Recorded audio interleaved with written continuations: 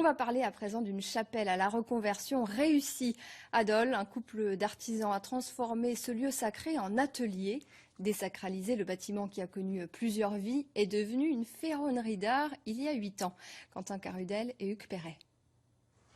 Les croquis ont remplacé les hosties et la forge, l'hôtel où se déroulaient les messes.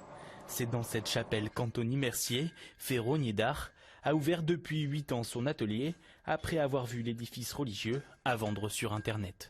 On s'est dit, tiens, ça sort de l'ordinaire. On s'est dit, pourquoi pas. Et puis moi, j'aimais le clin d'œil à l'histoire. C'est-à-dire que Jean Lamour, à Nancy, était déjà installé dans une chapelle au XVIIIe siècle, quand il a fait les grilles de la place Stanislas.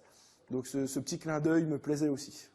Ni une ni deux, l'artisan et sa compagne vivant à Paris, mais originaire de Vesoul, achètent cette chapelle, désacralisée et déjà vendue en 2000 par le diocèse de Saint-Claude à un premier entrepreneur. Un atelier atypique dans la banlieue de Dole, l'endroit idéal malgré quelques travaux. Toutes nos modifications se sont faites de manière à ce que le bâtiment ne change pas visuellement depuis la rue. On a vraiment mis un point d'honneur à ça, on a installé une chapelle, on s'est installé dans une chapelle, donc on a conservé la chapelle visuelle à l'extérieur du bâtiment. Si l'atelier occupe la chapelle, c'est aussi l'ancienne salle paroissiale qui les a convaincus.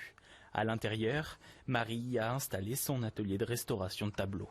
C'était inespéré de trouver un local dans lequel on puisse implanter les deux activités, qui sont quand même pas vraiment compatibles. On a exactement un même lieu. Là, comme il y avait vraiment deux bâtiments séparés, ça nous a permis d'implanter les deux activités de manière sécurisée. Prochaine commande pour l'atelier, ce portail pour la mairie de Moirans en montagne dans le Jura, une ferronnerie qui s'exporte en Bourgogne-Franche-Comté et un peu partout en France.